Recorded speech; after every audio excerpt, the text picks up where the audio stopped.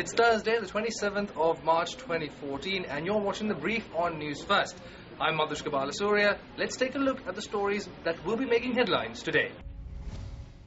First up, the pressure will be building on Sri Lanka at the UN Human Rights Council sessions in Geneva, as UN High Commissioner for Human Rights Navi Pillay has said that an international inquiry into Sri Lanka is not only warranted, but possible. However, the Sri Lankan representative at the UNHRC sessions has dismissed the High Commissioner's report as politically motivated. Failure to address the grief and trauma of victims and survivors undermines confidence in the state and reconciliation. At this time, new evidence continues to emerge, and witnesses are willing to come forward to testify before international mechanisms in which they have confidence. The Council continues to pay disproportionate attention to Sri Lanka, spearheaded by political motivations. Rather than encourage and support the ongoing reconciliation process in Sri Lanka, as well as the constructive engagement Sri Lanka continues to maintain with this Council, it is ironic.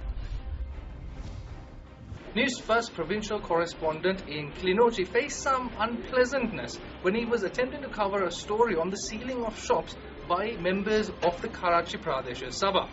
He was shaken but unharmed, thankfully.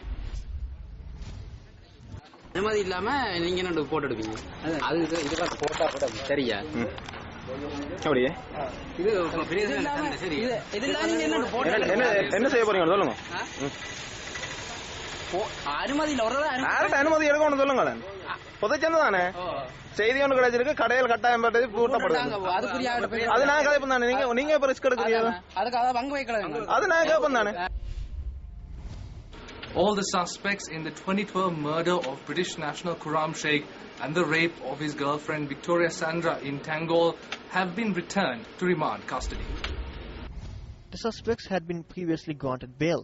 However, noting that the case has been subjected to the glare of the international community, Colombo High Court Judge Gohini Walgama ordered that the suspects be returned to remand custody. The rape victim Victoria testified in court yesterday and positively identified the chief suspect. Now, Malaysian authorities have identified 122 objects believed to be from flight MH370 via satellite imagery over the South Indian Ocean, where the flight is believed to have ended. Now, Newsfirst Shamil Rasuddin caught up with noted criminologist Jason Kissner on alternative theories to the official line of what is believed to have happened to Malaysian Airlines flight MH370. It seems to be indeterminate, but I suppose, unlike many people, I'm willing to consider assigning reasonable probabilities to certain possibilities that others are just willing to dismiss out of hand, are actually probably more accurate, especially if you're talking about mainstream media, at least here in the United States, aren't even really willing to talk about at all, which is something I find somewhat suspicious in and of itself. In today's day and age, it is fairly commonplace for environmental conservation to be put on the back burner in favor of development. But when those environmental laws are openly flouted, is it not the responsibility of those entrusted to protect natural resources to act? The illegal settlement has been established in the North Sanctuary of the Wilpattu Reserve, an area which spans over 6,000 acres. The tourists and even wildlife officers are unable to access this area. One hopes that the competent authorities will take speedy remedial action to ensure that this natural haven for flora and fauna endemic to this country is not lost forever.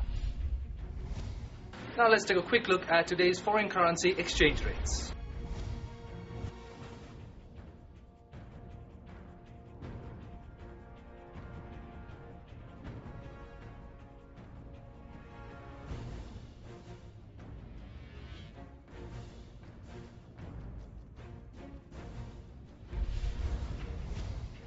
And that's a wrap for this edition of The Brief. I'm Madhushka Balasuriya, wishing you a good day, and remember, always stay briefed.